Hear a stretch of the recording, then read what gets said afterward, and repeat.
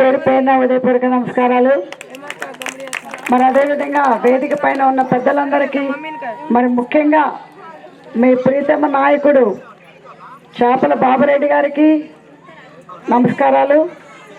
మరి మీ అందరికీ తెలుసు, ఇక్కడ అంతా అన్న అభివృద్ధి అంటే అభివృద్ధే లేదు. ఇక్కడ అభివృద్ధి 10 ఏళ్ల నుంచి మీరు 10 ఏళ్ళ అవకాశం ఇచ్చిండు ఆపోనెంట్ పార్టీలకి, బీఆర్ఎస్ పార్టీలకి, టీఆర్ఎస్ పార్టీ అని చెప్పుకునే వాళ్ళకి. మరి 10 ఏళ్ళు ఇచ్చినా కానీ ఇంతవరకు ఏ అభివృద్ధి జరగలేదు. నిజంగా కూడా బిలో ప్రావర్టీ అంటే దానికంటే కూడా ఇంకా తక్కువే ఉన్నట్టున్నది ఈ కాలనీ, రిక్షా కాలనీ మాత్రం. ఈ రిక్షా కాలనీ అభివృద్ధి అవ్వాలి అని అంటే మీరు బాబురెడ్డి గారిని, మన పార్టీ అధికారంలో ఉన్న బాబురెడ్డి గారిని మరి గెలిపించుకుంటే మన కాంగ్రెస్ పార్టీ అధికారంలో రాష్ట్రంలోనే కాదు, మన పాలకుర్తి నియోజకవర్గంలో కూడా మన ఎమ్మెల్యే యశస్విరెడ్డి గారి ద్వారా తప్పకుండా మీకు అభివృద్ధి అనేది చేస్తారు. మొన్ననే ఎమ్మెల్యే గారు వచ్చినప్పుడు చెప్పారంట, రిక్షా కాలనీ నేను దత్తత తీసుకుంటున్నా అని. అవునా కాదా? చెప్పారా? మరి చెప్తే మరి మీరేం చేయాలి? ఒక్క ఓటు కూడా బయటికి పోకుండా మరి ఎమ్మెల్యే గారు దత్తత తీసుకున్నందుకు మరి మీకు అభివృద్ధి కావాలంటే తప్పకుండా ఒక ఓటు కూడా బయటికి పోకుండా మరి ఓటేసి గెలిపించుకోవాలి బాబురెడ్డి గారిని. మరి బాబురెడ్డి గారికి చరిత్ర అనేది ఒకటి ఉన్నది. అవునా కాదా? ఇంతకుముందు సర్పంచ్ చేసి మీకు సేవలు అందించిన బాబురెడ్డి గారు కావాలా, లేకపోతే 70 లక్షల ఆవులు అమ్ముకొని కేసైన ఒక వ్యక్తి కావాలా? మీరే ఆలోచించుకోవాలి. అవునా కాదా? మరి ఎవరు కావాలి మీకు? మన పార్టీ అధికారంలో ఉన్న పార్టీ కౌన్సిలర్ని గెలిపించుకుంటే మీకు అది ఓటు న్యాయం చేసినట్టు. అవతలే పార్టీ వాళ్ళకి ఓటేస్తే ఒక దిష్టి బొమ్మకే ఓటేసినట్టు. మీకు దిష్టి బొమ్మ కావాలా, పని చేసి పెట్టే మన మన బాబురెడ్డి గారు కావాలా? బాబురెడ్డి గారే కావాలి కదా. మరి ఇప్పుడు అక్కడ ఖాళీ స్థలం ఉంది, గవర్నమెంట్ స్థలం, ఇప్పుడు చూపించారు. నేనేమన్నానంటే ఈ రిక్షా వాసుల్లో 5-6 లక్షలు పెట్టి మరి ఇందిరమ్మ ఇళ్ళు కట్టుకోవాలి. వాళ్ళ స్థలం ఇచ్చినా కానీ దానికంటే కూడా ఒక గొప్ప ఆలోచన చేశాం.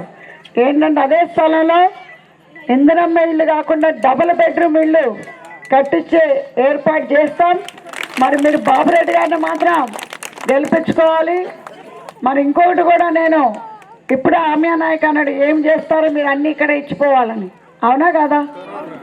మరి ఇచ్చిపోవాలంటే మా హనుమాన్ల ఫ్యామిలీ ట్రస్ట్ తరఫున ఇక్కడ స్కూల్ లేదంటున్నారు. స్కూల్ ఉందా ఇక్కడ?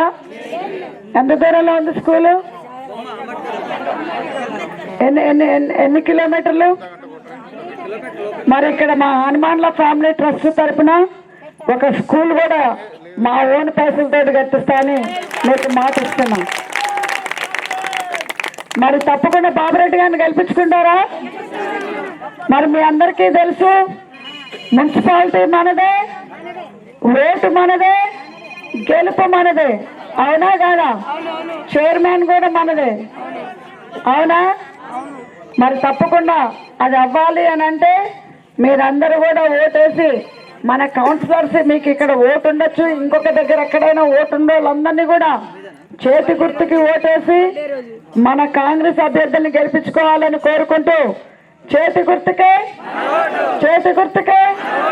మరి 11వ తారీఖుని మీరు అందరూ కూడా పోలింగ్ బూత్లకు వెళ్ళి మీ అమలమైన ఓటుని వేసి గెలిపిస్తే మరి ఎమ్మెల్యే గారు అన్నట్టు ఈ దత్తత తీసుకొని తను డెవలప్మెంట్ చేస్తుంది. మరి బాబురెడ్డి గారు గతంలో చేసిందని మీరు ఎక్కడ పోయినా చెప్తా ఉన్నారు. అదేవిధంగా బాబురెడ్డి గారు కూడా అభివృద్ధి చేస్తారు. మరి రిక్షా కాలనీ అంటే తక్కువ అంచనా వేయకండి. ఎందుకంటే బాబురెడ్డి గారు కూడా లోకలు. మరి రిక్షా కాలనీ కూడా తక్కువ అంచనా ఎందుకు వేయద్దంటున్నారంటే ఇప్పుడే వాళ్ళ ఇంటికి పోయినాం. రిక్షా కాలనీలో పుట్టి పెరిగిన వాసుడు మరి ఒకడు మన రిజిస్ట్రార్, మన ఉద్యోగం వచ్చింది మన కాంగ్రెస్ తరఫున. గత ప్రభుత్వంలో ఇంటికొక ఉద్యోగం అన్నారు. ఏనాడు కూడా ఒక ఉద్యోగం ఎవరికన్నా వచ్చిందా? మరి మన ప్రభుత్వం వచ్చిన తర్వాత 60,000 ఉద్యోగాలు వచ్చినాయి. అందుట్లో ఒకటి ఇప్పుడు రిక్షా కాలనీలో ఉన్న సబ్ రిజిస్ట్రార్ వారికి కూడా ఒక రావటం జరిగింది. అవునా కదా? అవునా? మీకే వచ్చింది కదా ఇక్కడ. మరి వచ్చినందుకైనా మీరు కాంగ్రెస్ పార్టీని గెలిపియాలి కదా.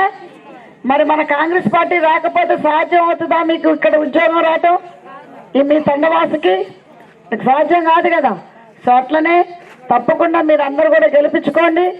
మీరు స్కూల్ తెప్పించుకోండి, అక్కడ డబుల్ బెడ్రూమ్ తెప్పించుకోవాలి అని అంటే తప్పకుండా ఇక్కడ ఒక్క ఓటు కూడా బయటికి పోకుండా మీరు గెలిపించుకోండి.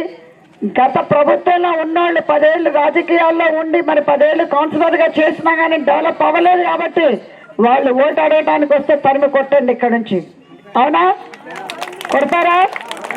మరి తప్పకుండా రేపు 11వ తారీఖున చేతి గుర్తుకే జై కాంగ్రెస్, జై కాంగ్రెస్.